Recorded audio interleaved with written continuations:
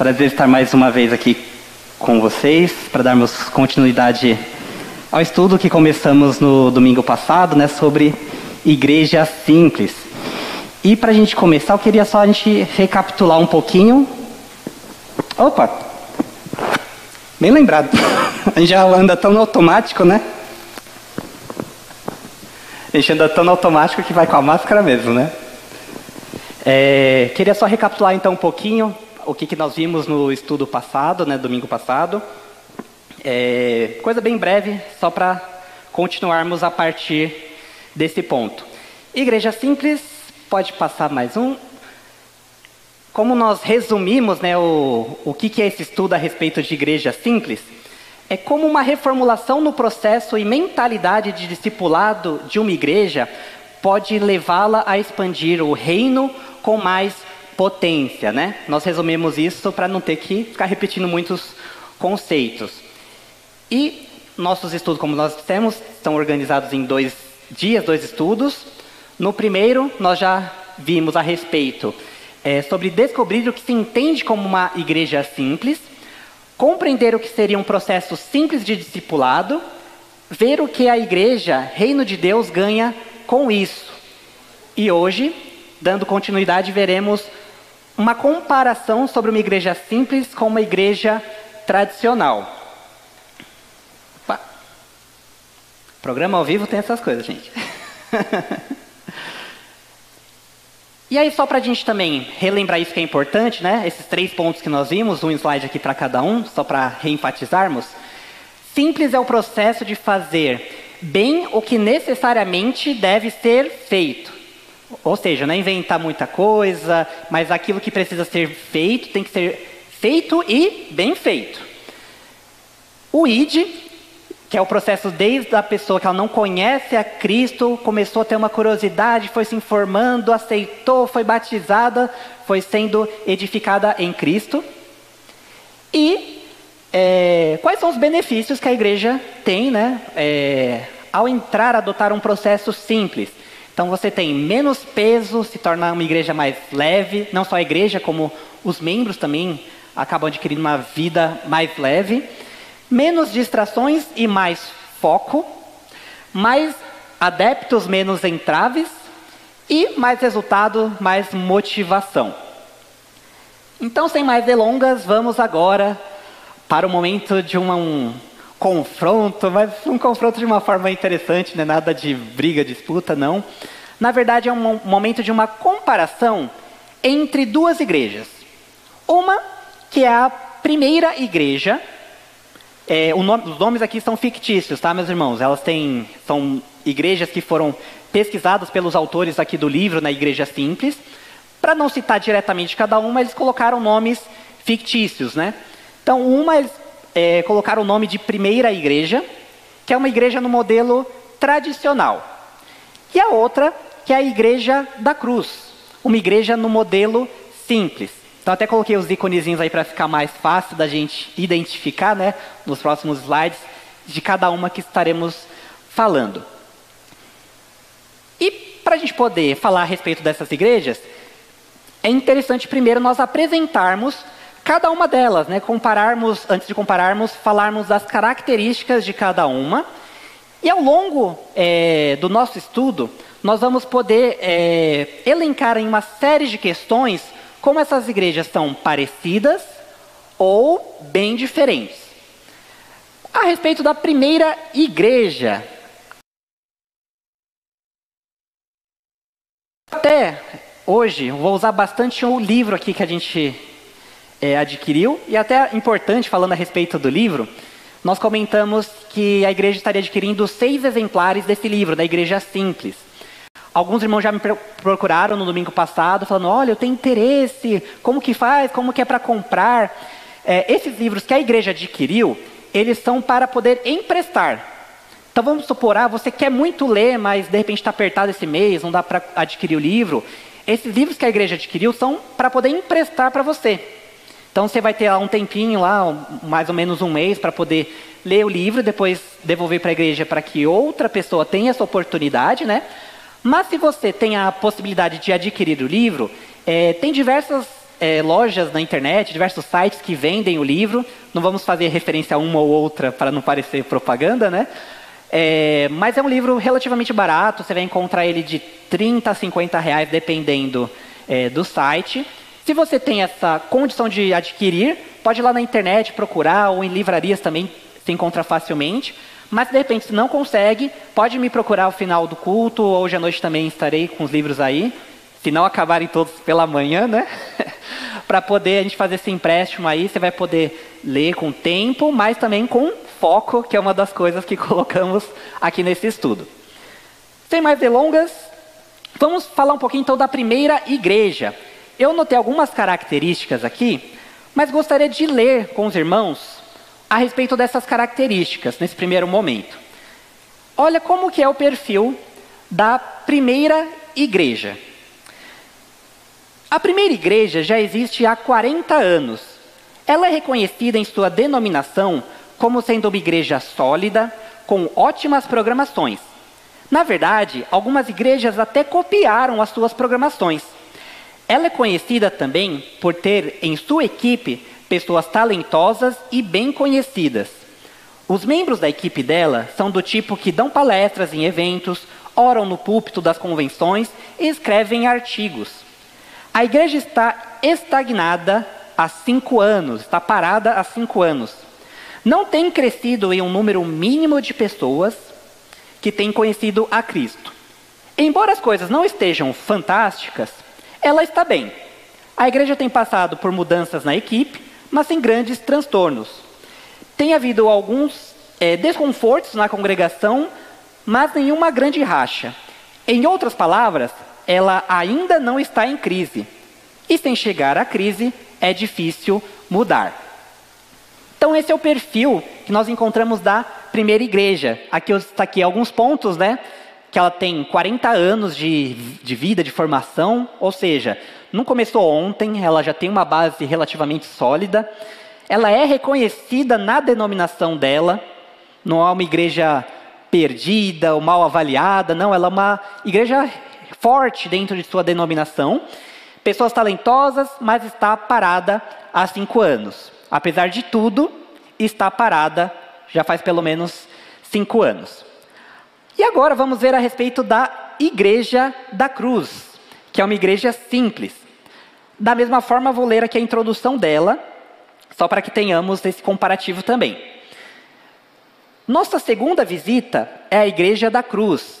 Aqui lembrando que os autores do livro, eles visitaram cada uma das igrejas que eles fizeram entrevistas, né? Não foram só essas duas, foram na verdade diversas igrejas, mas eles escolheram essas duas para fazer o comparativo.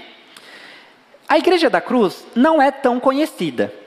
Nunca tínhamos ouvido falar da igreja até a consultoria. Está num local do país bem menos conhecido e não reconhecemos o nome de ninguém de sua equipe. A igreja existe há pouco menos de 20 anos. Nos últimos anos, ela cresceu muito. A análise inicial foi empolgante. As pessoas conheceram a Jesus e permaneceram na igreja. Elas se engajaram no ministério e estão contribuindo para o corpo de Cristo. Veja que até a descrição aqui dessa igreja, da igreja simples, a descrição também é simples. Aqui foi até mais um acaso, né, mas por ser uma igreja que não tinha muito histórico. É uma igreja que praticamente, se ela não nasceu simples, ela se tornou simples muito rapidamente. Agora nós vamos já começar a comparação de fato entre essas duas igrejas. Para fazermos essa comparação, como comentei, nós vamos elencar várias questões. Por exemplo, essa primeira aí que são as declarações de cada uma das igrejas. O que seriam as declarações? O que a igreja diz que é, diz que faz, como faz. Nós vamos ver outros pontos, desde programação, a fala do pastor, a fala dos líderes, o entrosamento entre eles, as reuniões, coisas do cotidiano de uma igreja e que mostram, tanto para quem está visitando essa igreja ou para quem já é membro dessa igreja, coisas que a gente está bem habituado. Então, creio que a grande maioria desses termos os irmãos vão entender bem e vão olhar numa e outra e falar, ah, então essa igreja faz assim, essa faz assado, né? E lembrando que qualquer semelhança, seja qualquer uma das duas, né? Pode não ser mera coincidência, né? Então, fiquem bem atentos, porque a partir daqui eu desafio vocês a começarem a pensar, qual destas igrejas, aqui do exemplo, está mais próxima da nossa igreja? Ou será que nós estamos mais perto da igreja da cruz, mais perto da primeira igreja, num meio a meio? Vamos pensar a respeito disso. E já pense o seguinte, qual dessas igrejas, conforme avançarmos nesse comparativo, mais te chama a atenção que você pensa, olha, eu acho que o caminho é por aqui, eu acho que o caminho é por lá. E uma, digamos assim, advertência também que é importante a gente colocar, sempre que a gente vê estudos de modelos, de sistemas de igreja, a gente sempre ouve, ou lê no início de livros, ou ouve no início de palestras, pessoas falam assim, olha, mas lembre que você precisa adaptar esse modelo para a sua igreja, né? Porque há contextos, há diferenças, né? No entanto, uma coisa que é muito importante, eu gosto de usar essa frase, essa comparação, é preciso tomar cuidado para não nos tornarmos nisso um pato. Um pato? Como assim um pato? Um pato, ele anda, um pato, ele nada, um pato, ele voa. Um pato faz tudo. Só que um pato, ele não anda bem, ele não voa bem, ele não nada bem. Um peixe nada melhor que um pato, uma raposa corre melhor que um pato, uma águia voa melhor que um pato, né? Então é importante já pensarmos nisso desde aqui, porque às vezes a gente quer pegar uma coisa daqui, uma coisa de lá, um negócio aqui, parece aquela criança que está aprendendo a cozinhar, e ela quer fazer a melhor receita da vida dela. Então ela pega as coisas que ela gosta de chocolate, só que ela gosta de queijo, ela gosta de guaraná, e ela põe tudo no negócio e mistura tudo, né? Boa coisa não vai sair dessa mistura.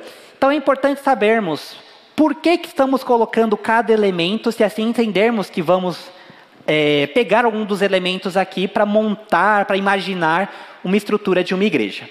Então vamos lá. Declarações. Seriam então essas declarações. Como comentamos, é o que cada uma dessas igrejas diz que faz ou propõe a fazer. E onde o Tom e o Eric, autores aqui do livro, eles tiraram essas declarações? Além das entrevistas com cada uma das igrejas, eles pegaram essas declarações também de muitos materiais que essas igrejas têm. Materiais como boletim, como apostilas de treinamento, como folhetinhos de divulgação, de evangelismo. Toda igreja tem algum tipo de material. Hoje em dia está muito mais virtual, né? Mas na época não estava tanto.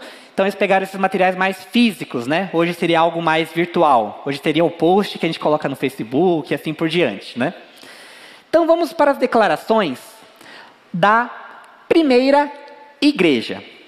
Mais uma vez vou usar o recurso aqui do livro, porque é interessante vermos alguns contextos dessa primeira igreja. A primeira igreja, ela tem diversas declarações entre seus departamentos e entre ela mesma, entre a sua própria liderança. Olha só que interessante.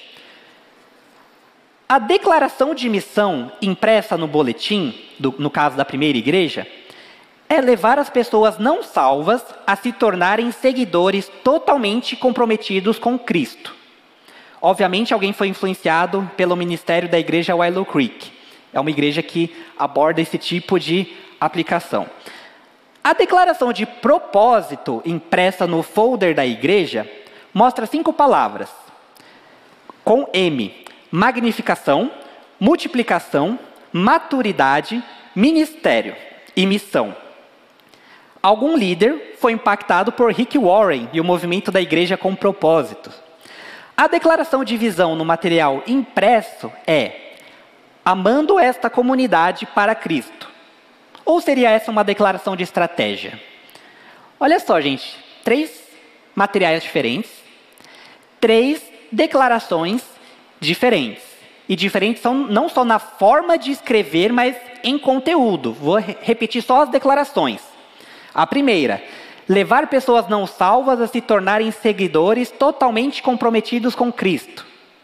Na segunda, magnificação, multiplicação, maturidade, ministério e missão. A terceira, amando esta comunidade para Cristo. Só de eu falar aqui, até eu me senti um pouco confuso, confesso. Alguns podem estar pensando, o que o Gabriel está falando aí?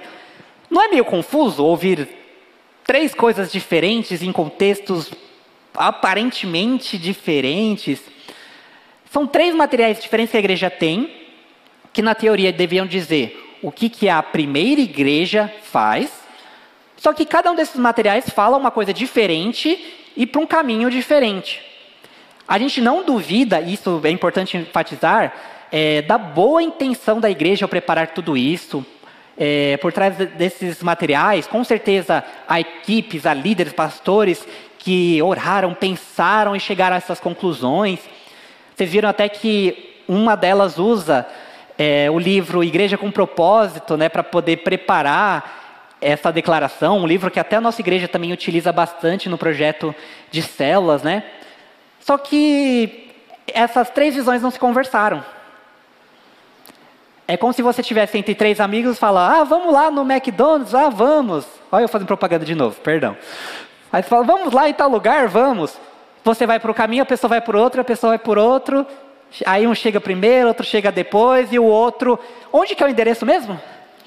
Cada um se perde, né?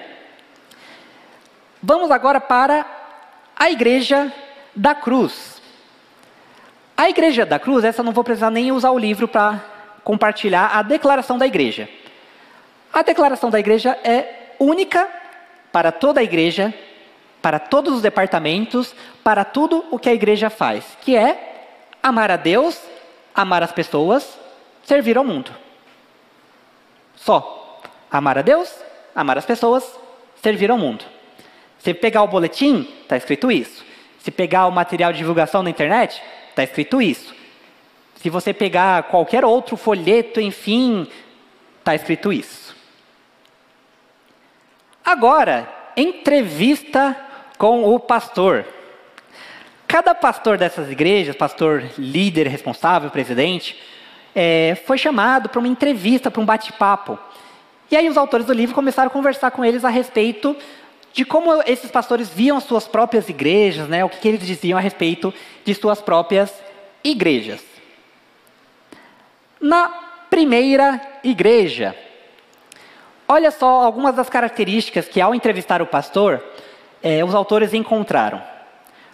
Eles perceberam, conversando com o pastor, que é um pastor animado, que ele recebeu-os bem, ambos, né, fizeram isso.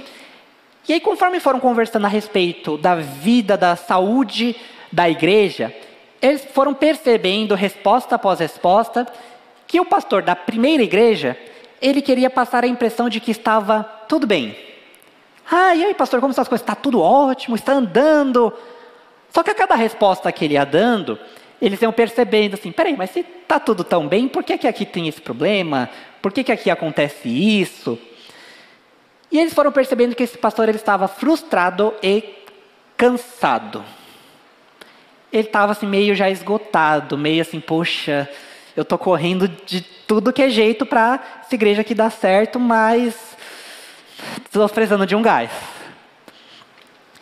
Ele vê que a igreja caminha em múltiplas direções. Da mesma forma que nós vimos a respeito das declarações da igreja, que cada material tinha uma declaração diferente, o pastor já está ciente disso. Ele percebeu que um grupo fala uma coisa, outro grupo fala outra, um irmão é isso, outro irmão é aquilo. Todos estão pensando que estão andando juntos. Mas no final das contas, o negócio está meio espalhado. Só que ele tem uma grande preocupação. Ele não quer desanimar os líderes dos departamentos, das funções que estão funcionando.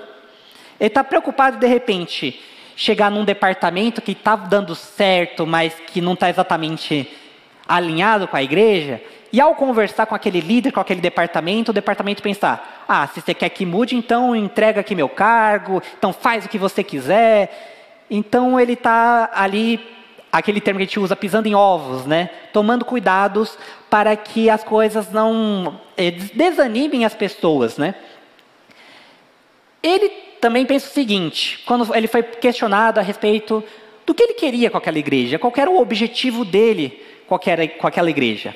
O pastor respondeu: quero uma igreja onde vidas são transformadas. É um desejo nobre, ele sabe muito bem o que ele quer, só que tem uma questão.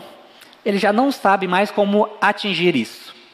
Ele ora, ele estuda, ele conversa, mas ele está assim, eu não sei o que fazer, qual passo dá para começar a organizar isso, está complicado. Vamos à Igreja da Cruz. Na Igreja da Cruz já vou utilizar novamente o livro para a gente entender um pouquinho. A Igreja da Cruz, Lenivaldo daqui a pouco vai chamar a gente, pastor. A Igreja da Cruz, ela já é uma igreja mais alinhada com a sua declaração. Como assim?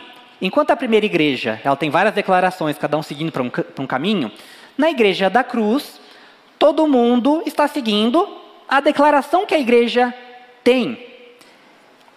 Vou ler mais um trecho aqui, vejam só que interessante. Muitos anos atrás, isso em entrevista com o pastor, muitos anos atrás, o pastor sabia que algo estava faltando. A cada ano as pessoas visitavam a igreja, se tornavam membros ou se tornavam cristãos. Ainda assim, a igreja não estava crescendo. E o número de pessoas que saía era equivalente ao que entrava. A porta de trás era tão grande quanto a da frente. E o mais importante, as pessoas não estavam sendo transformadas. A igreja não estava saudável. Novos programas e eventos especiais eram implantados constantemente para resolver o problema. Mas, quanto mais movimentada ficava a igreja, maior o problema se tornava. Os problemas são sempre maiores quando todo mundo está cansado. Ele começou a fazer algumas perguntas difíceis. Decidiu dar um passo atrás e observar o todo. Ver a floresta e não apenas as árvores. E se convenceu de que o que estava faltando era um processo simples que levasse as pessoas na direção da maturidade espiritual. O pastor sabia tanto pela Bíblia como pela experiência que a transformação espiritual é um processo. Ele desejava preparar um processo simples que facilitasse o processo de transformação espiritual.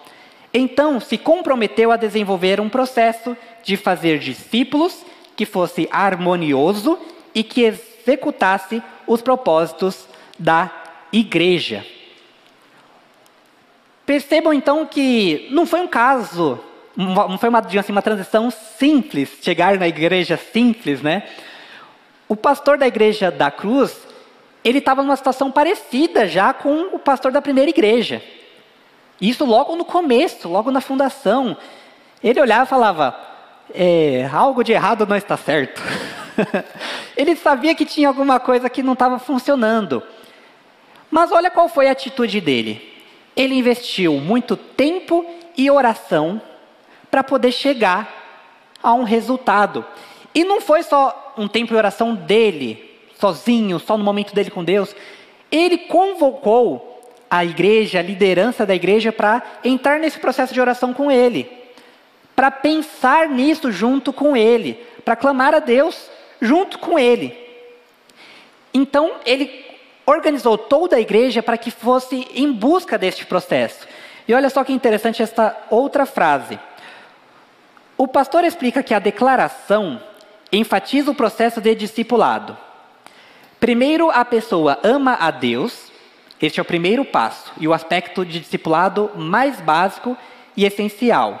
Mas não termina aí. Depois que a pessoa desenvolve uma relação de amor com Deus, ele ou ela começa a amar os outros. A pessoa se compromete a crescer comunitariamente com os outros. Depois de amar a Deus e aos outros, o resultado natural é servir as pessoas. E o processo continua, é permanente. Aqui o pastor ele falou a respeito do resultado que ele chegou, junto com seus irmãos, junto com a igreja, após eles orarem, pensarem, debruçarem ali sobre a Bíblia, eles chegaram num processo. E qual foi o processo? O processo foi o mesmo que a declaração. Olha que interessante. Karina, se você puder voltar no outro, mais um. Aí, ó. Aí nós temos a declaração da igreja simples, né? Amar a Deus, amar as pessoas, servir ao mundo.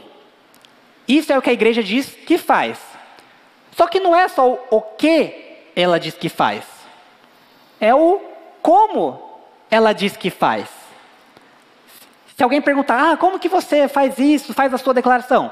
Aí está bem simples, a gente ama a Deus, a gente ama as pessoas e a gente serve ao mundo. De tão simples, chega a parecer que tem algo errado, né? Você fala, nossa, não é possível, não é só isso, mas como que você faz isso? Você faz uma programação, você faz não sei o quê, você tem uma metodologia. É tão simples quanto está aí. A pessoa ama a Deus, ama ao próximo e serve ao mundo. Mas vamos entender isso melhor avançando mais um pouquinho.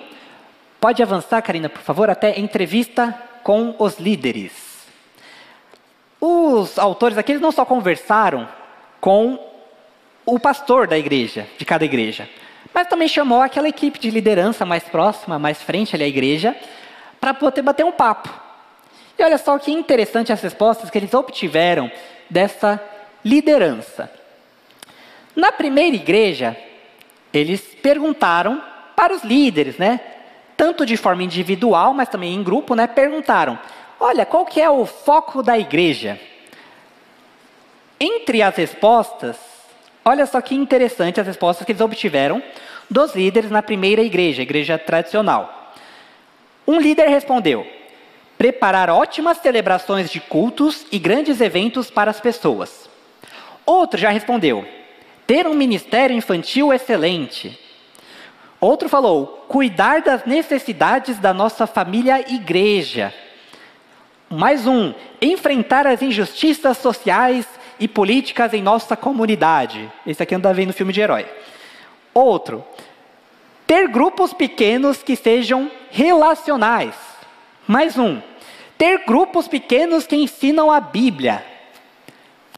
Assim como na primeira igreja, as declarações, cada uma tirava para um lado, os líderes então estão completamente perdidos. Ou melhor, eu diria que até pior. Quando você está perdido e você sabe que você está perdido, você pede por ajuda. Mas quando você está perdido, é coisa normalmente de marido. Ele está dirigindo, indo para o lugar, a esposa pergunta assim, você sabe onde é, né? Não, pode deixar, já fui lá um monte de vez. Aí o caminho começa a ficar estranho, a esposa cutuca ele, você está no caminho certo mesmo, né? Não, deixa comigo. Chega lá num lugar que os dois já estão assim nervosos, ele, olha, liga aí o GPS que eu acho que eu virei errado ali, né? É mais ou menos assim. Quando você sabe que você já está perdido, você já para, encosta o carro, por favor, uma informação, você pega o GPS, né? Então, os líderes aqui, eles nem sabem que eles estão perdidos. Porque se você perguntar para eles, qual que é o foco da igreja? Eles têm ali de bate-pronto para poder falar, o foco da igreja é este. Só que comparando, está tudo diferente um do outro. Os focos são completamente diferentes. E, no final das contas, a gente pode perceber que muitos deles acabaram puxando para aquilo que eles fazem. E não para o que a igreja como um todo faz. Eles estão perdidos aí no meio desse processo e nisso. Se eles não sabem explicar um processo da igreja, vocês acham que as pessoas novas que estão chegando na igreja, que precisam passar por um discipulado, por um treinamento, vão saber passar por esse processo? Se nem os que estão sabem, quanto mais os de fora, né? Na verdade, esses normalmente são os primeiros a perceber que tem algo cheirando mal. Quanto à igreja da cruz, perguntaram a mesma coisa para os líderes. E eles responderam com naturalidade. Responderam o quê? A declaração da igreja. Amar a Deus, amar as pessoas, servir ao mundo. Um ou outro trocou uma palavra, tipo, ao invés de amar as pessoas, amar ao próximo, ao invés de servir ao mundo, servir à comunidade.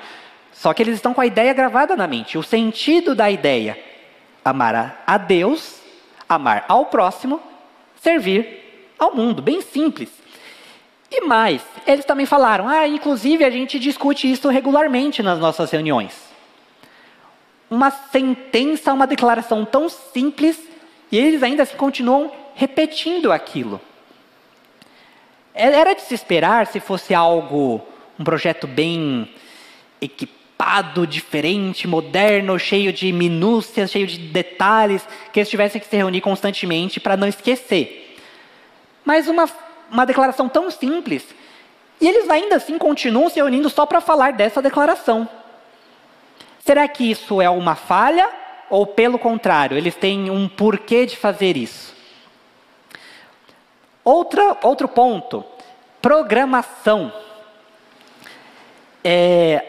Nós vamos entender um pouquinho sobre a programação dessas duas igrejas, o que elas fazem. Na primeira igreja, vamos ver um pouquinho como que é a agenda da primeira igreja.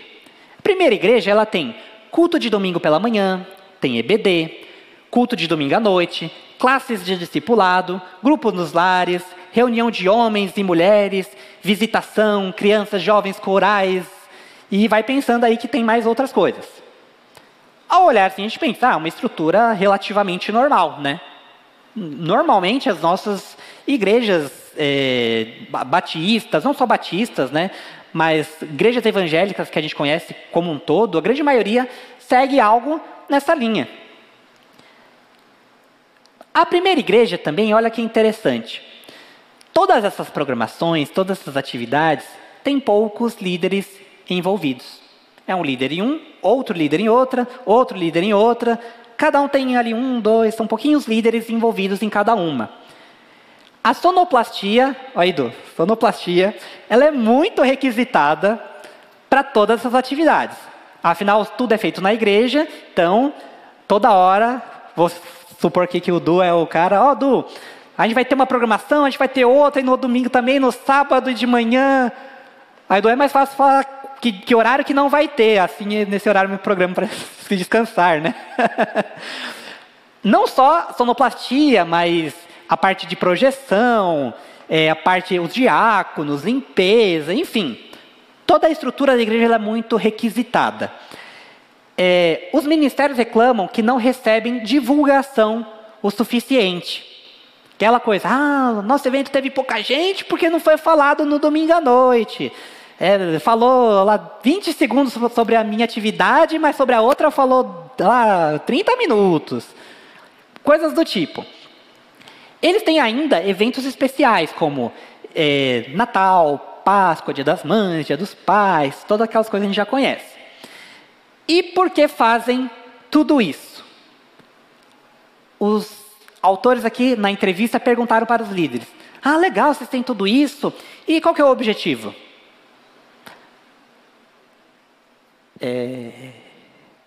Eles ficaram pensando, olha, eles começaram a dar umas respostas evasivas, não, é que é bom ter, né?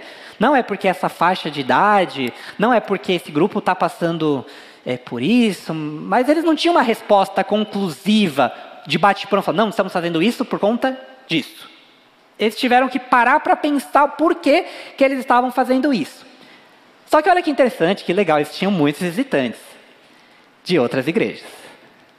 Não eram novos cristãos, novas pessoas chegando que queriam se tornar cristãos, mas como eles eram uma igreja conhecida denominacionalmente na região, então vinha muita gente de outras igrejas para falar, nossa, eu quero ver essa programação.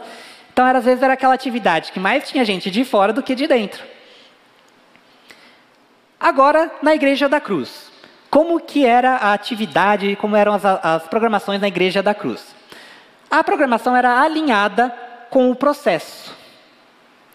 Mais uma vez o processo, mais uma vez a declaração. Amar a Deus, amar as pessoas, servir ao mundo. A programação deles era essa. Como? No culto, eles tinham um culto durante a semana, no culto eles amavam a Deus. No culto eles adoravam, eles louvavam, eles se entregavam a Deus, no culto eles amavam a Deus. Eles tinham PGs, pequenos grupos, né? Nesses pequenos grupos eles amavam as pessoas. Eles tinham o que a gente chama, que a gente tanto fala, de comunhão. E esses pequenos grupos eram diversos pequenos grupos, então tinha pequenos grupos de adultos, pequenos grupos de crianças, pequenos grupos de adolescentes, de jovens, de casais, misturados, diversos pequenos grupos. E eles tinham equipes ou ministérios com os quais eles serviam ao mundo. Então, por exemplo, eles tinham um ministério de, vamos supor, ajudas sociais, né, para ajudar moradores de rua, para pegar cestas básicas. Outros serviam nos próprios pequenos grupos. Então, o líder do pequeno grupo era um ministério, né, ele servia ali no pequeno grupo. Tinha também sonoplastia, tinha data show, tinha limpeza, várias formas de servir por meio de ministérios ali específicos. Mas em termos de atividades, eles tinham duas. O culto, pequenos grupos. Culto, pequenos grupos. Girava em torno deste ciclo. Mais um ponto de comparação. Reuniões e calendário. Quem aí gosta de reunião? Aí todo mundo, eu não. Pastor. Queimando seu filme aí, pastor. Quem gosta de ter que parar aquelas nossas reuniões de planejar calendário? Não, essa data é minha, essa data é outra, essa data vai acontecer aquilo, outro, tal. Vamos ver como que é essa realidade nessas duas igrejas. Primeiro, é interessante dizer que ambas as igrejas tinham suas reuniões. Quase o mesmo número de reuniões, nada muito diferente. Duravam praticamente o mesmo tempo, então, em termos de vai ter reunião e vai durar tanto tempo, era a mesma coisa, em ambas as igrejas, tanto a primeira quanto a da cruz. Mas, na primeira igreja, 90% do tempo da reunião se gastava discutindo calendário. Ou seja, discutindo, vamos fazer a programação tal, faremos a atividade tal, desenvolveremos o programa tal. 90% do tempo. Eram diversas datas, né? E problemas que acontecem quando você tem uma agenda bem concorrida, né? São eventos batendo, necessidades de som, imagem, tal, problemas de orçamento. A gente precisa de tanto para fazer esse evento, esse outro aqui precisa de um outro investimento. Aí chegava lá a versão do Edson lá dessa igreja e falava, não, mas não pode, meu irmão, que aqui só está tanto. Ah, não, mas aqui você não fez o planejamento. Tinha toda aquela discussão, né, em torno disso. Agora, na Igreja da Cruz, mesmo tempo de reunião, mesmo número de reuniões, eles levavam 5 minutos para falar de calendário. 5 minutos. Por quê? Porque o calendário deles era bem vazio. Nossa, mas isso não é um negócio estranho, não é algo até ruim? Um calendário vazio? Ao mesmo tempo que o calendário deles era vazio porque, na verdade, eles já se envolviam tanto com o processo da igreja que deixava de ter a necessidade de parar para pensar em algo diferente, algo que saísse daquela questão de culto e pequenos grupos. A gente vai entender isso ainda um pouquinho mais além, né? Mas a gente vai entender que eles usavam todo o tempo da reunião para poder conversar como seriam os cultos e o que eles fariam nos pequenos grupos. De certa forma, é uma programação também, é uma atividade, só que eles focavam ali os 95% de tempo da reunião nisso, em como serão os cultos, como serão os pequenos grupos. Vamos lá, mais um. Números. Vamos falar de números, deuteronômios? Não, números em outro sentido. Números no sentido de pessoas que participam de cada coisa. Contabilizar o envolvimento, né? Tanto a primeira igreja quanto a Igreja da Cruz, elas tinham algo legal, que era essa questão de avaliar os números. Ou seja, quantas pessoas nós temos no culto tal? E do domingo passado, quantas nós tivemos?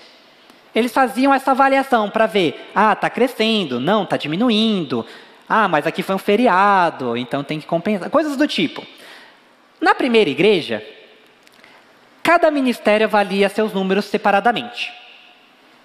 Então eles tinham lá o ministério lá de jovens, então o líder de jovens contabilizava quantas pessoas participam.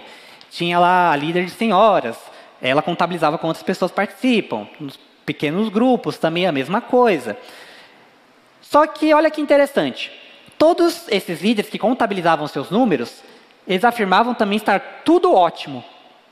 Quando o pastor chegava lá, o líder dele chegava, e como que estão os números aí de participações do seu departamento, do seu ministério? Nossa, tá muito bom, tá de vento em popa, tá crescendo. Legal, e quanto foi? Foram 10. Tá, e quantos teve na semana passada? 10 também. Na outra? 9. Tipo, não tinha muita diferença, não tinha um crescimento. Eram sempre as mesmas pessoas participando, e como a gente até viu antes, muitos eram visitantes. Visitantes de outras igrejas. Era crente indo na igreja do crente. Agora, na igreja da cruz, eles avaliavam juntos os números. E não de forma isolada, mas dentro de um todo. Então, vamos lembrar de novo, olha só que a gente está repetindo muito isso. O processo, a declaração da igreja simples.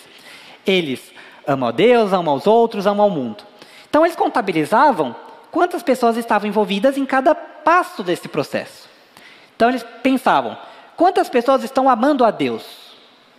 Como eles pensavam isso? O número de pessoas que estavam participando dos cultos. Quantas pessoas estão amando aos outros? Qual o número total de pessoas participando dos pequenos grupos? E quantas pessoas estavam servindo ao mundo? Ministérios. Quantas pessoas estão se envolvendo, têm uma função na igreja? E aí, a discussão também era a respeito, nessas reuniões também, né? Como que eles fariam para que uma pessoa que está em um estágio passe para outro estágio? Vamos supor aqui um número, era como se fosse uma igreja de 100 pessoas, 100 estão indo aos cultos, 70 estão indo aos pequenos grupos e 40 estão servindo nos ministérios. Então eles pensavam, como que a gente faz esses 70 de pequenos grupos se tornar os 100 que estão participando? Como a gente faz para que os 40, né, que estão servindo, aumente para chegar até aos 70? Eles queriam que todo mundo participasse de tudo, só que não eram tudo muitas coisas, eram muito 3 coisas. Então eles queriam tentar como se fosse um funil de vendas. Não posso deixar de falar a minha parte de marketing, né? Um funil de vendas. Você tem quantas pessoas estão interessadas no produto, quantas pessoas foram até a loja para ver o produto, quantas pessoas compraram o produto. É mais ou menos essa ideia. Isso não lembra a questão do discipulado? Quantas pessoas conhecem, estão conhecendo a Cristo, quantas pessoas aceitaram servir a Cristo, foram batizadas, quantas pessoas estão sendo edificadas em Cristo, estão ali estruturando suas vidas em torno da mensagem do Evangelho. É a mesma coisa. Novas ideias. Como que essas duas igrejas se comportam em relação a novas ideias? Aqui foi até engraçado, e foi até um dos motivos que os líderes aqui, os autores do livro escolheram essas duas igrejas. Eles perceberam que as duas igrejas estavam tentando fazer uma atividade igual, ou melhor, 2 atividades iguais a respeito de 2 segmentos ali da igreja. Uma era a questão de problemas com casais, e a outra era o problema de criação dos filhos.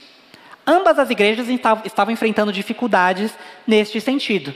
Casais ali com dificuldades, com problemas, e a questão da criação dos filhos. Como que cada uma propôs uma solução para uma nova ideia de trabalhar com estes temas, né? Olha que interessante. A primeira igreja, ela pensou, temos esses 2 problemas, então nós vamos fazer 2 atividades, 2 programações. Uma delas foi um dia inteiro de sábado para uma conferência para casais. E a outra, um seminário de 2 dias sobre a criação de filhos. Só que teve uma questão em relação a esses 2 eventos. Os 2 eventos eles estavam meio que competindo um com o outro. Você para e pensa, mas poxa, casais, filhos, não tem nada a ver. Por que está competindo? Se você pensar só na temática, parece que não. Mas quando você pensa nas pessoas que estão sendo envolvidas ali naquela circunstância, você percebe que sim, eles estão competindo. Por quê? Não competindo de um ver quem é melhor que o outro, não. Competindo no sentido de agenda. No final das contas, teriam que escolher que se participa de um ou se participa de outro. Por quê? Eram todos ali naquele mesmo final de semana. Quem fosse participar como casal em um, não iria conseguir participar na educação de filhos. Quem fosse participar na educação de filhos, não ia conseguir participar como casal no outro. Ou ia participar metade de um, metade de outro, não ia pegar nada, né? Ia pegar tudo ali pela metade. Só que a liderança da igreja via nisso algo positivo. Quando falavam, olha, mas os líderes falavam, mas 2 atividades assim juntas? Ah, não, é legal, assim tem bastante opções do que as pessoas fazerem. Só que assim, eram opções que uma se colocava em choque com a outra. Se o cara quisesse, não, eu sou casado, tenho filhos, eu quero ver as 2 coisas. E não dava. A não ser se fosse gravado, não sei, né? Isso eles não falaram. Isso também gerou um desgaste nas 2 equipes que estavam desenvolvendo essas programações. A grande maioria de nós que trabalha em atividades, em programações, nós sabemos que isso dá um desgaste mesmo, e não estou falando nem de uma forma negativa, dá trabalho. Essa é a verdade, assim, porque você tem que correr atrás de uma coisa, ir atrás de outra, no dia preparar, organizar, isso faz parte. Assim como nos cultos também, não é algo assim, vai fazendo de qualquer jeito, não. Você tem um esforço, você tem uma dedicação, você tem um trabalho. Normalmente, quando você faz tudo bem feito, dá tudo certo, vem também a recompensa, né? Você sente, poxa, deu certo, foi tudo bem. Só que nesse caso, estava gerando um desgaste para a preparação, divulgação de tudo, e eles tiveram um número baixo de participantes.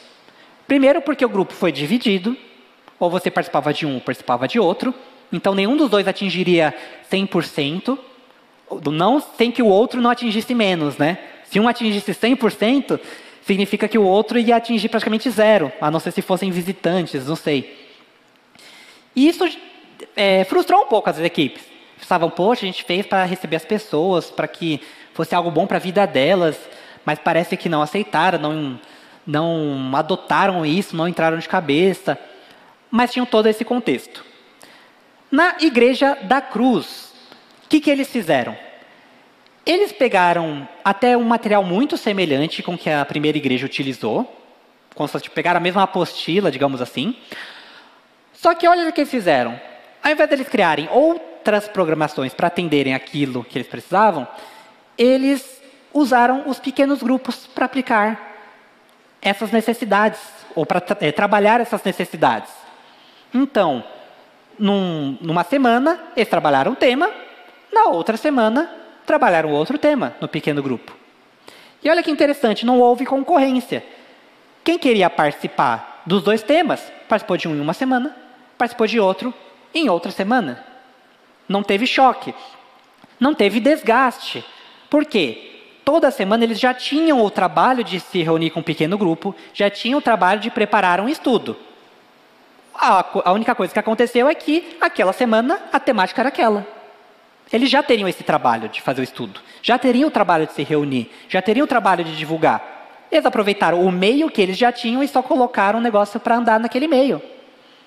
Eles se aproveitaram da própria estrutura da igreja para que a coisa acontecesse sem eles precisar praticamente se mover naquilo.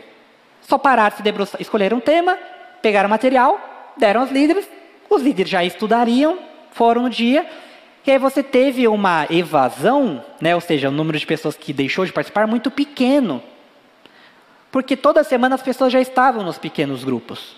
Então, para elas foi normal. Talvez alguma até chegou, hoje o tema é esse? Legal, não sabia, mas que bom que eu estou aqui. Equipes. Como que são as equipes dessas 2 igrejas? Na primeira igreja, ambas, é importante ressaltar isso, tem uma grande preocupação também com as equipes, né? Como a gente até falou, a seriedade das 2 igrejas realmente é muito importante, ambas tinham essa visão, essa seriedade, esse compromisso. Mas na primeira igreja, eles queriam procurar a melhor equipe possível. Eles queriam estrelas.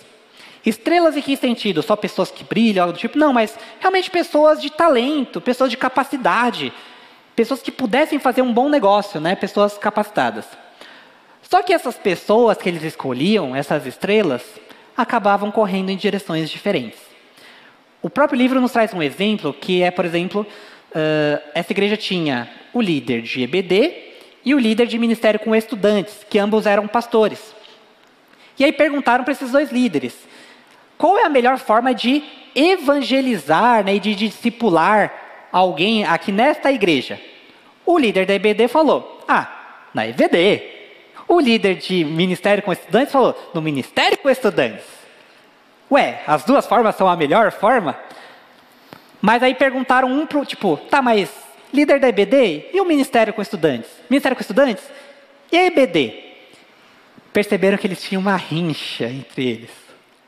O cara da EBD, ele falava assim, esses jovens aí também não querem nada com nada, eles só vão nesse ministério com jovens porque é no horário à noite, que aí eles querem se sentir mais à vontade, mas não estão estudando a Bíblia, estão se perdendo. Aqui na EBD não, é tudo sério, aqui é na palavra, aqui nós temos uma metodologia, aqui as pessoas são evangelizadas.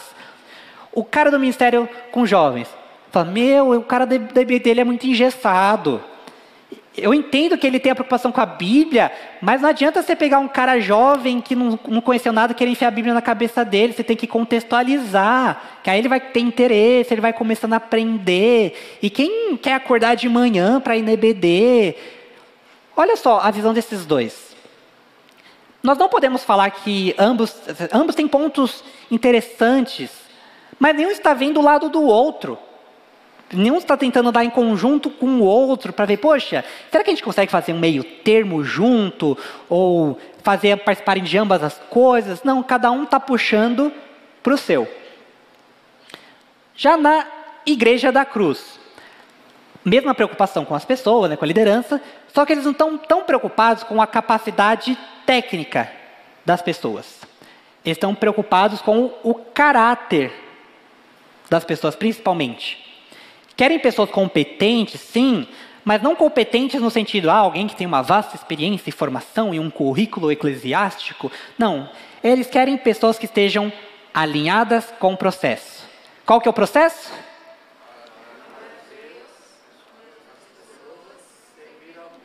Estão lembrando?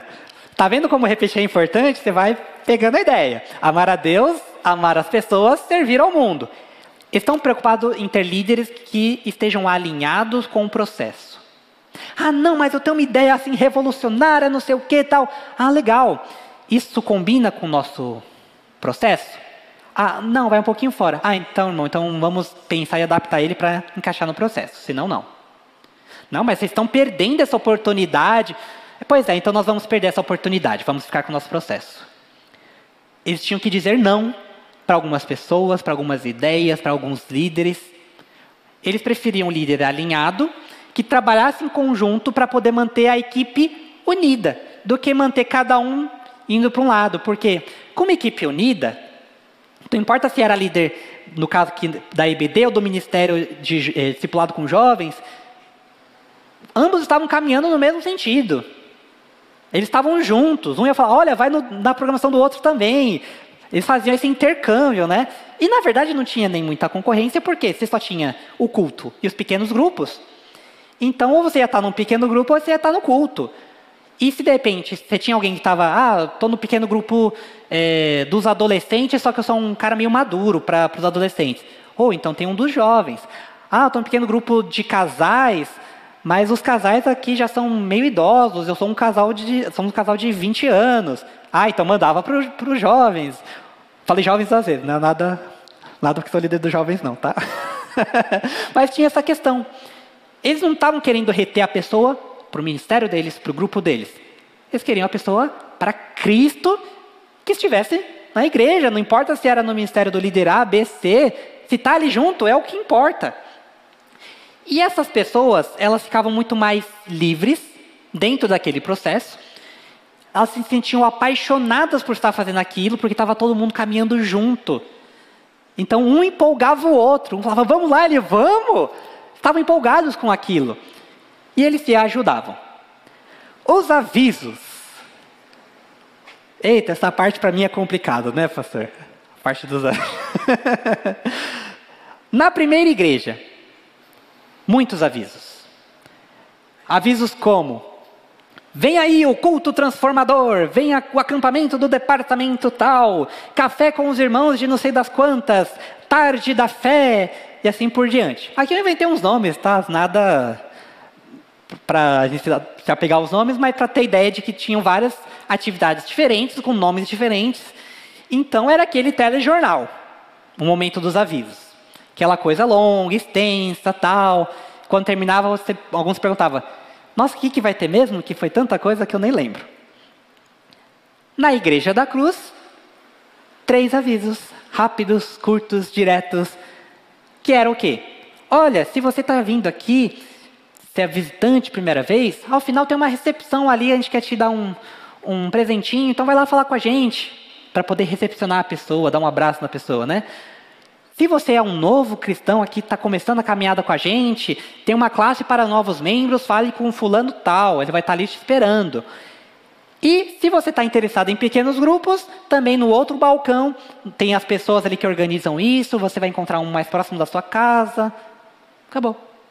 Eram esses os avisos. Bem simples. Enfim, depois da gente passar por esse longo processo comparativo, mas importante processo comparativo, nos vem algumas perguntas. A primeira pergunta, e agora uma pergunta para cada um de nós, como membro aqui dessa igreja, ou você que não é membro, está visitando, quer fazer parte, já vai pensando desde agora. Você que está aí nos assistindo em casa, ou onde você estiver, pense o seguinte: você acha, se você ainda não pensou, eu acredito que aqui você já deve ter tido uma ideia. Você acha que a nossa igreja é simples ou tradicional? Em que nós nos parecemos com a Igreja da Cruz? Em que nós nos parecemos com a primeira igreja? Você já deve ter pensado em alguma coisa, formado a sua ideia. Segunda pergunta: você prefere servir ou frequentar uma igreja com qual desses modelos? Você pode ter a sua preferência. E lembrando, como a gente falou desde o domingo passado, aqui não é uma imposição de é assim ou é assado. Aqui a gente quer levar cada um a pensar biblicamente, pensar você mesmo. Poxa, o que Deus tem para a gente? Qual a forma que a gente pode trabalhar? Isso varia de contexto. Então pensa, no nosso contexto, o que você entende que se adapta melhor, né? E para você, qual a sua preferência? Terceiro, o que você, como servo de Cristo e membro desta igreja, pode fazer para contribuir para que nossa igreja se consolide no modelo que você achou apropriado? É muito legal quando a gente vê um negócio assim, um projeto, um sistema, a gente fala: nossa, isso aí vai ser legal, tal, que façam bem feito para eu poder assistir. Igreja não é isso. Igreja, na verdade, quem atua no final das contas é Deus, mas Ele quer a gente junto. Aquela ilustração que eu usei também domingo passado, que Deus quer que estejamos junto com Ele, aprendendo com Ele. Então, você tem uma parte nisso. Pode ser que hoje você não esteja fazendo, não esteja se sentindo capacitado, mas você tem uma parte nisso. Isso é um fato. E não é que dependa de você pelo seu esforço. Deus fala: não, eu preciso do seu esforço, porque sem o seu esforço, Deus, não vou conseguir chegar lá. Não, não depende do nosso esforço, mas Deus quer nos envolver nisso. E quarto, você está disposto a fazer alguma coisa para isso? Não adianta você ter visto tudo isso, ter achado legal, ter achado interessante, se você não quer dar um passo. Seja no sentido que for. Seja da forma como Deus te mostrou, como Deus tocou no seu coração. Às vezes você pode até estar meio que nem o pastor lá da primeira igreja, que se sentiu meio perdido. Mas você tem que estar disposto a fazer alguma coisa. Alguma coisa Deus te mostrou: olha, isso você pode começar por aqui. É a primeira parte, o primeiro passo. Eu não sei quanto a você, mas Deus te incomodou com esse estudo, com esse tema? Gente, quando eu comentei no domingo passado, comentei muito isso com o pastor, que conforme eu lia o livro, meu coração ardia de eu ver algumas questões que a gente pode ser, que a gente pode fazer diferente. E não pelo sistema, não pela metodologia, isso, no final das contas, pouco importa, o nome, o método. Mas a gente perceber que é possível levar mais pessoas a Cristo e de uma forma que você não vai se sentir sobrecarregado. Não significa que você não vai ter trabalho. Mas é diferente você ter trabalho, que você vê um resultado e você fica feliz com aquilo, vê crescendo, do que você vê às vezes um trabalho que te puxa, te suga e você fala, cadê o resultado? Pode ser que às vezes Deus até permita nós passarmos por situações do tipo, para que a gente pare para pensar e buscá-lo, falar, Senhor, o que a gente faz? Às vezes a gente está fazendo muito pela nossa visão, pelo nosso querer, e a gente está consultando pouquíssimo a Deus para perguntar, Senhor, ou a gente está falando muito, Senhor, abençoe o meu projeto. Mas o projeto não é nosso, o projeto da igreja é de Deus. Por fim, para a gente encerrar aqui, nós temos um desafio. Nós falamos esse tema, fizemos essas perguntas, você vai pensar bastante sobre isso, mas se você não sair daqui com o desafio, até quarta-feira você já esqueceu tudo. A nossa mente é assim, tem tanta coisa acontecendo que nossa mente tem que dar lugar para as novas informações que chegam. Mas se a gente tem um desafio, uma coisa, um alvo, um foco, a gente vai lembrando, não, eu tenho aquilo lá, não posso me esquecer daquilo. E qual que é o desafio, gente?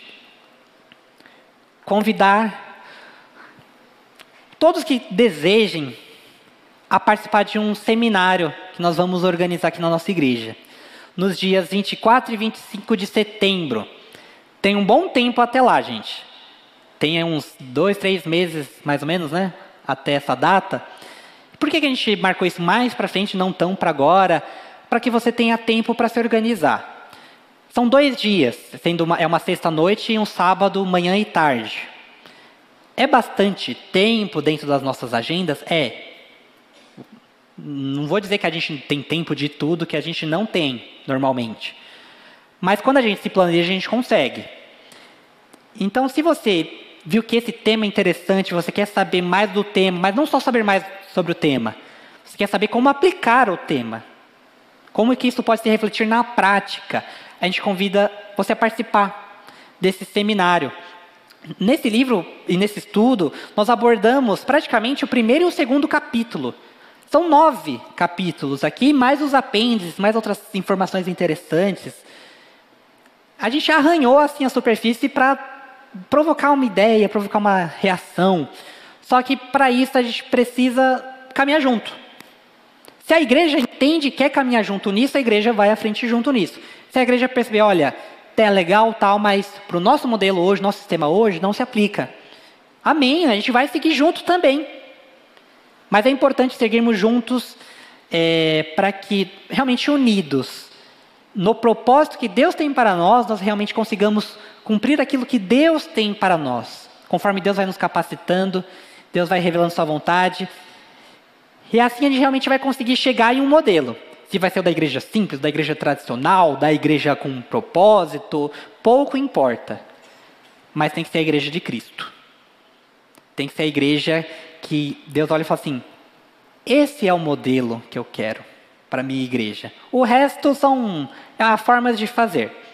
É que caminho você vai tomar. Chegando no objetivo, no plano que Deus tem, isso realmente é importante para nós. Então, só relembrando, estou aí com os livros da Igreja Simples, para quem quiser pegar emprestado, esses não são para vender, são para emprestar. E quem quiser comprar também, eu não vou recomendar uma loja em específico, porque tem várias, todas preço parecido, mas se você não tem a condição, está um pouco apertado, procura a gente. Não é por falta de uma condição ou algo do tipo que você vai deixar de ler esse livro. Se você quiser, a gente tem como ir te ajudando. E o outro livro que a gente recomendou, né, que é o Vida Simples também, fala também sobre essa ideia de igreja simples, mas mais numa perspectiva pessoal, a sua própria vida, como você pode, da mesma forma que simplifica uma igreja, simplificar a sua vida. Ok, eu acrescento aí o livro Simplifique também, do Bill Hybels, pastor Bill Hybels. Bom, meus irmãos, está aí, convidados todos para o seminário, e eu fiquei pensando aqui, né? Talvez, dentro daquilo que a gente conversou, que você expôs, alguém pode ter pensado assim: poxa, o pastor vai dar jeito nisso. Então, nas perguntas estão respondidas aí. É um processo, meus irmãos, que envolve todos nós. Essa nossa conversa começou mais ou menos quando o Gabriel leu esse livro. Eu já tinha lido, o pastor Cícero tinha me emprestado, né? E aí ele me ligou e disse: pastor, aliás, mandou uma mensagem para o WhatsApp, né? Pastor, eu li aqui o capítulo 2 e faz um paralelo entre duas igrejas, que são esses nomes mesmo, igrejas reais. Os nomes são fictícios, mas as igrejas de fato existem lá nos Estados Unidos. A primeira igreja e a igreja da cruz. Eu tinha lido, aí eu perguntei para ele: o que você acha? E aí ele deu a resposta dele, não vou colocar aqui, né? Enfim, mas acredito que fica claro para nós, né? E aí alguém pode pensar assim: mas vocês são modelos de igreja, a nossa igreja não precisa, não vai abraçar nenhum modelo. Às vezes a gente não abraçou, como é que eu vou dizer assim, conscientemente, mas a gente tem um modelo, a gente tem um jeito de ser. E essas questões que estão sendo levantadas, irmãos, elas são necessariamente provocativas, para a gente pensar a respeito. Particularmente a nossa responsabilidade desse momento é a nossa igreja, a primeira igreja batista de Parque Jurema. Que igreja nós somos e que igreja nós queremos ser. Então a gente tem que pensar. Só para terminar, a gente vai deixar as perguntas todas para o seminário. Estão todos convidados a participar e os líderes convocados a participar conosco nesse seminário. Já bloqueei aí na sua agenda: 24 à noite, sexta-feira à noite, e sábado, dia 25, manhã e tarde. Fui num seminário. Todos os anos eu participo de seminários de liderança, porque a gente sempre tem que melhorar. Você pode até pensar assim: pastor, você não melhora, mas eu posso te dizer, eu tento, pelo menos, tá bom? Eu tento. Deixa eu me defender aqui. Falou: o pastor gosta de reuniões. Eu posso lhes garantir que hoje nós temos muito menos reuniões do que tínhamos antigamente, e são aquelas estritamente necessárias. Deixa eu me defender, porque meu nome foi citado, é direito de réplica, né? Muito menos. Aliás, alguns até falam: pastor, tem que fazer reunião disso, daquilo. Eu falo: irmãos, vamos tentar resolver de outra maneira, mais simples, né? E aí num seminário que é o Summit, que é era da igreja liderada pelo Bill Hybels, né? Eu aprendi o seguinte: qual é a melhor maneira de crescer? Uma das melhores maneiras de crescer é chegar para alguém que te ama, que gosta de você, que quer o seu bem, e perguntar para ela o seguinte: diga-me alguma coisa que eu não gostaria de ouvir. Deu para entender? Você chegar para alguém que te ama, que gosta de você, que quer o seu bem, e dizer para a pessoa, falar o seguinte: diga-me alguma coisa que eu não gostaria de ouvir, mas que eu preciso, e vai me provocar. Então eu entendo, meus irmãos, que talvez nesse momento nós estejamos dizendo para Deus o seguinte: Senhor, diga-nos para nós alguma coisa que a gente não gostaria de ouvir. No paralelo da primeira igreja lá, né, dentro de muitas coisas que foram importantes aqui para nós, é que eles não tinham crise. E as crises são boas, porque as crises nos provocam a mudar. E aí eu pergunto: a gente quer esperar uma crise chegar, ou a gente pode se antecipar a ela ou a elas e melhorar no processo? Tá certo? Irmãos, imagino que todos vocês vão pensar assim: a gente quer igreja simples. Eu também quero. Você quer? Você quer, Eduardo? Você quer, irmã Marilisa? Quer, Vinícius? Então, eu também quero. Só que se pensarmos assim: o pastor, o Gabriel, o irmão Jacinto, que é o primeiro vice-presidente, o Maurício, que é o segundo vice-presidente, eles vão resolver isso. Esquece. Agora, a gente quer uma igreja simples. Vamos participar juntos? Aí a coisa acontece. Tá certo? Então, meus irmãos, está aí, maneira provocativa, né? E nós, batistas em especial, somos um povo que pensa. Mas não apenas um povo que pensa, um povo que pensa e que age. Tá bem, meus irmãos? Por exemplo, o pastor gosta de reuniões. Hoje a gente tem assembleia, mas eu tenho que fazer assembleia. Nós temos que fazer assembleia porque é força de estatuto. Está lá, nosso estatuto bimestralmente. Um dia pode ser que esteja lá semestralmente, como tem muitas igrejas que têm apenas, ou só tem assembleias quando necessariamente elas precisam acontecer. Então, esse processo de transição, se for realmente direção de Deus para nós, convoca todos nós para participar disso. Tá bem? Então aqui uma palavra, mas gostaríamos que realmente todos participassem. Está feito aqui o convite. Se você puder, bloqueia lá na sua agenda, dias 24 e 25 de setembro. Tá bem? Para a gente continuar juntos esse bate-papo, né? Agradecer mais uma vez, irmão Gabriel, todo o empenho, o preparo, enfim, acho que ficou bem didático. Não é para entender tudo de uma vez, não é essa a proposta, mas a gente começar a pensar aquilo que a gente pode pensar para melhorar, não apenas como foi dito, a igreja, mas também a nossa vida. Sua vida está simples? A minha não, a minha está mais... Eu olho para o meu escritório e eu falo para a Márcia, minha vida está desse jeito. Se você for no meu escritório, você vai falar, pastor, como é que você está se achando aqui? Misericórdia, né? Mas podemos melhorar. Amém? Obrigado, viu, irmão Gabriel?